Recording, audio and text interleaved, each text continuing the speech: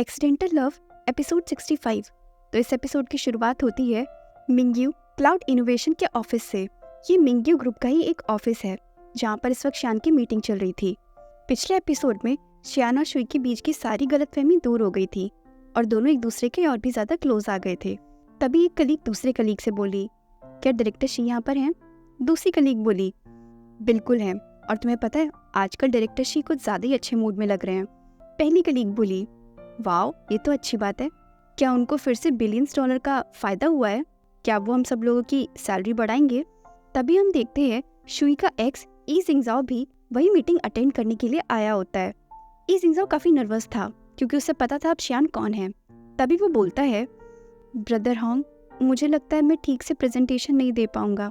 Mister Hong ई जिंगजाओ का confidence boost up करते हुए बोले, तुम इस प्रोजेक्ट का बैकबोन हो, तुम इसकी तैयारी कितने समय से कर रहे हो। डोंट वरी, तुम इसे बहुत अच्छे से प्रेजेंट करोगे। मुझे तुम पर भरोसा है, इसलिए तुम्हें नर्वस होने की जरूरत नहीं है। बस तुम ये इमेजिन करो कि ये कंपनी उन सभी कंपनियों की तरह है जो हमारे साथ कोऑपरेट करेंगी। Just relax. तभी ई जिंगजाओ सोचता है, रिलैक्स? क्या घंटे का रिलैक्स करूं? मैंने ये प्रोजेक्ट इसलिए ज्वाइन किया था क्योंकि मुझे लगा था कि श्यान किन लेजी का अंकल है और इस मौके का फायदा उठा के मैं उसे खुश कर दूंगा। उसके बाद ई जिंगजाओ मीटिंग रूम में पहुंच जाता है। मीटिंग रूम में पहुंचते ही ई जिंगजाओ बोला, डायरेक्टर शी। ई जिंगजाओ की आवाज सुनकर शियान बोला, मिस्टर ई जिंगजाओ ऑफ फैलन टेक्नोलॉजी। शुई का दिया हुआ लकी चार्म हाथ में लिए हुए शियान आगे बोलता है, प्लीज कंटिन्यू करो। शियान से इशारा मिलते ही ई जिंगजाओ अपनी प्रेजेंटेशन को शुरू करता है। ई जिंगजाओ इस वक्त काफी ज्यादा नर्वस था और प्रेजेंटेशन देते वक्त वो काफी गलतियां भी कर रहा था। तभी ई जिंगजाओ से गलती हो जाती है और वो सोचता है, मैंने फिर से गलत बोल दिया। ई जिंगजाओ उस रूम में बैठे सभी लोगों से बोला, आई एम रियली सॉरी, मैं फिर से रिपीट कर देता हूँ। सभी लोग हैरानी से ई जिंगजाओ की तरफ देख रहे थे। तभी श्यान कुछ सोचते हुए टेबल पर नॉक करने लगता है और सोचता है, उसका ex boyfriend. Just like that. तभी हमें पास्ट का सीन दिखाया जाता है। फ्लैशबैक। एक बहुत ही अमीर आदमी डायरेक्टर शी से बोला, डायरेक्टर शी, ये हमारी खुशनसीबी है कि इस इवेंट पर हम आपको इनवाइट कर पा रहे हैं, लेकिन आज बहुत सारे लोग आने की वजह से मैं आपको ठीक तरीके से अटेंशन नहीं दे पाया। इसलिए मैंने ये काम अपनी सेक्रेटरी जाओ जेंग के ऊपर छोड़ा हुआ था, जो ये इवेंट होस्ट करने वाली है। तो फिर देरी किस बात की? आज हम दोनों फ्री भी हैं और साथ में चल के हम खाना खाते हैं और इस इवेंट को एंजॉय करते हैं। तभी वो आदमी एक औरत को ढूंढते हुए आगे बोला, अभी जेंग शियान कहाँ गई? ये लड़की किस तरफ भाग गई? मैंने उसको बताया था कि आज एक बहुत ही इंपॉर्टेंट इवेंट है, फिर भी लड़की पता नहीं कहाँ चली जाती है। तभी श्यान की नजर साइड में बैठी एक लड़की पर पड़ती है, जो काउच पर बैठकर एक लड़के से बोल रही थी, अगर आज तुम नहीं होते तो मुझे तो पता ही नहीं चलता कि मेरे पैरों में से कितना खून निकल रहा है। तभी वो लड़का बोला, इट्स ओके, नए जूते पहनने से यही होता है। मेरी गर्लफ्रेंड का भी पैर अक्सर छिल जाता है, इसलिए मैं हमेशा अपने पास बैंडेड रखता हूँ। वो आदमी बल्कि कोई और नहीं, ई जिंगजाओ ही था, जो फिर से अच्छा बनने का दिखावा करके एक अमीर लड़की को फंसाने की कोशिश कर रहा था। ई जिंगजाओ उस लड़की के पैर पर बैंडेड लगा देता है।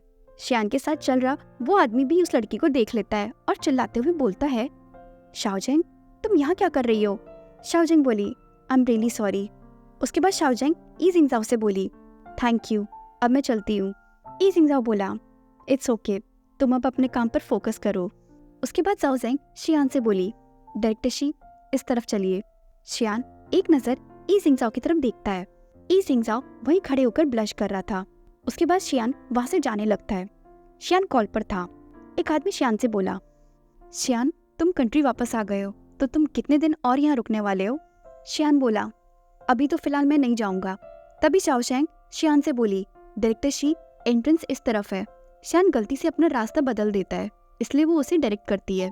दूसरी तरफ से वो आदमी शियान से बोला, चलो ये तो अच्छी बात है, बस एक तुम ही मिसिंग थे। अब जब तुम आ गए हो तो समझ लेना वो पार्टी तुम्हारी वेलकम पार्टी है। और तुम्हें पता है आज की पार्टी में बहुत ही सुंदर सुंदर लड़कियां आने वाली हैं। श्यान अपने फोन पर बात कर ही रहा होता है, तभी वो अचानक से रुक जाता है। हल्की सी आती हुई गुलाबों की महक ने श्यान का ध्यान अपनी तरफ खींच लिया था। तभी हम देखते हैं शुई श्यान के जस्ट बगल से ही निकलती है।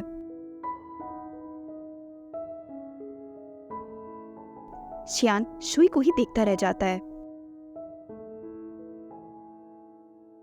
तभी श्यान मुड़ता है और अपने दोस्त से बोलता है, नो थैंक्स, मैं इंटरेस्टेड नहीं हूँ। तो साल की एक बहुत बड़ी फाइनेंशियल कॉन्फ्रेंस शुरू होने वाली थी। इस बड़े और खूबसूरत से हॉल में कई इंडस्ट्रियलिस्ट बैठे हुए थे, जिनमें से एक मिंग्यू बैंक का सीईओ शियान भी था। तभी हम देखते हैं कि थोड़ी देर पहले शियान अपने जिस दोस्त से बात कर रहा था उसका नाम ग्वांची था, जिससे वो अभी भी टेक्स्ट पर बात कर रहा था। ग्वांची ने शियान को टेक्स्ट किया था जिसमें उसने लिखा था, मैंने खुद बहुत सारी लड़कियों की फोटोज देखी हैं, सच बता रहा हूँ वो सभी वाव हैं, एब्सोल्यूट स्टनर्स हैं और एब्सोल्यूटली स्टनिंग हैं। अगर तुम इस पार्टी में नहीं आओगे तो तुम सच में एक बहुत ही अच्छा मौका खो दोगे। तभी शियान रिप्लाई करता है, अगर तुम्हें मिलना ही है तो नेक्स्ट टाइम हॉर्स फार्म में आ जाना। ग्वांची ने रिप्लाई किया, तुम इतनी सुंदर लड़कियों को अपने कुछ घोड़ों से कंपेयर भी कैसे कर सकते हो? देखो तुम बस 30 साल के होने ही वाले हो, इसलिए ये सब मैं तुम्हारी भलाई के लिए कर रहा हूँ। अब तुम्हें क्या लोन वोल्फ की तरह अकेले ही मरना है? Loan Wolff? शियान ये पढ़कर हैरान रह जाता है। तभी शियान आगे सोचता है, ब्यूटीज। ब्यूटी शब्द को सोचते ही शियान के दिमाग में शुई की पिक्चर आ जाती है, जिसे थोड़ी देर पहले शियान ने हॉल में देखा था। तभी शियान अपनी फीलिंग्स को कंट्रोल करते हुए अपनी आंखें बंद कर लेता है और आगे सोचता है, तो क्या हुआ, ब्यूटीफुल लड़कियां तो हर जगह हैं, उनकी कमी नहीं है। तभी हम देखते हैं कि एक लड़की स्टेज पर आकर करेंसी वॉर के बारे में सबको समझाती है। वो पूरी स्पीच सुनने के बाद शियान सोचता है, यह आर्टिकल तो मैंने फॉरेन पब्लिकेशन में पढ़ा था और ये आर्टिकल ऑथर जेंग का है, तो क्या ऑथर जेंग यहाँ पर इस वक्त है? तभी शियान नजरें उठाकर स्टेज की तरफ देखता है तो पाता है कि सामने वही पिंक कलर ड्रेस पहनी एक लड़की खड़ी है जो ऑथर जेंग है, और वो ऑथर जेंग कोई और नहीं, हमारी जेंग शुई है। शुई को देखकर शियान आगे सोचता है, तो आखिरकार ये वही लड़की है। कॉन्फ्रेंस खत्म होने के बाद बाहर आते हुए शियान अपने सेक्रेटरी से पूछता है, जिसने 5th नंबर पे स्पीच दी थी वही अवार्ड जीती है, क्या वो अगली इवेंट में भी आएगी? उसका सेक्रेटरी बोला, ओ वो तो मिस जेंग शुई हैं। हाँ शायद।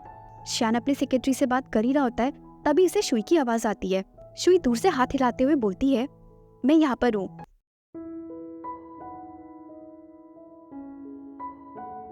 शुई की आवाज सुनते ही शियान का ध्यान शुई की तरफ चला जाता है। तभी शुई मुस्कुराते हुए आती है और बोलती है, तुमने सुना ना, कैसी लगी मेरी स्पीच? बहुत अच्छी थी ना? स्माइल करती हुई शुई को शियान बस देखता ही रह जाता है। तो ये है जेंग शुई। शुई को देखकर शियान मन ही मन सोचता है। तभी शुई अपना एक हाथ आगे बढ़ाती है। शियान को लग रहा था कि शुई उसी से बात कर रही है और शायद उसी से मिलने आ रही है। वो भी अपना हाथ आगे बढ़ाता है, लेकिन शियान की ये गलतफहमी तुरंत दूर हो जाती है जब शुई उसके पास से निकल जाती है। शुई अपने बॉयफ्रेंड ई जिंगजाओ से मिलने आई होती है। उस वक्त शुई शियान को नहीं जानती थी और शियान ने भी शुई को पहली बार ही देखा था। तभी शियान पीछे मुड़कर ई जिंगजाओ और शुई की तरफ देखता है। ई जिंगजाओ को देखकर शियान को याद आ जाता है कि ये वही लड़का है जो थोड़ी देर पहले अभी किसी और लड़की के साथ फ्लर्ट कर रहा था। और उसके बाद शियान अपने सेक्रेटरी को वहां से जाने के लिए ऑर्डर देता है और जाते हुए मन ही मन सोचता है, इस टाइप का आदमी उसके लायक नहीं है। प्रेजेंट में हम देखते हैं कि ई जिंगजाओ अभी भी प्रेजेंटेशन दे रहा है और प्रेजेंटेशन देते वक्त वो इस वक्त काफी ज्यादा नर्वस भी था, जिसकी वजह से वो काफी अटक रहा था। तभी शियान के पास शुई का मैसेज आता है। शुई का मैसेज देखकर शियान तुरंत अपनी जगह से उठता है और ई जिंगजाओ से बोलता है, मिस्टर ई जिंगजाओ, अब आप वापस जा सकते हैं। शियान वहां से जा ही रहा होता है, तभी ई जिंगजाओ घबराते हुए शियान से बोलता है, डायरेक्टर शी, एक बार आप रुकिए तो डायरेक्टर शी।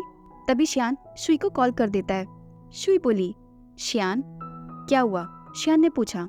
शुई बोलती है, आई मिस यू। शियान शुई से बात कर ही रहा होता है, तभी पीछे से ई जिंगजाओ फिर से बोलता है, डायरेक्टर शी, मुझे एक्सप्लेन करने का एक और मौका दीजिए। भाई शियान मन ही मन स्माइल करते हुए सोचता है, ऐसे आदमी से मुझे जेलस होने की कोई जरूरत नहीं है। और इस तरह शियान वहां से जाने से पहले रूम में बैठे सभी लोगों से बोलता है। मीटिंग खत्म होती है और फिर वहां से शियान चला जाता है। तो इस एपिसोड में बस इतना ही। मिलते हैं अगले एपिसोड में, और जाने से पहले चैनल को सब्सक्राइब करना ना भूलें। Thank you.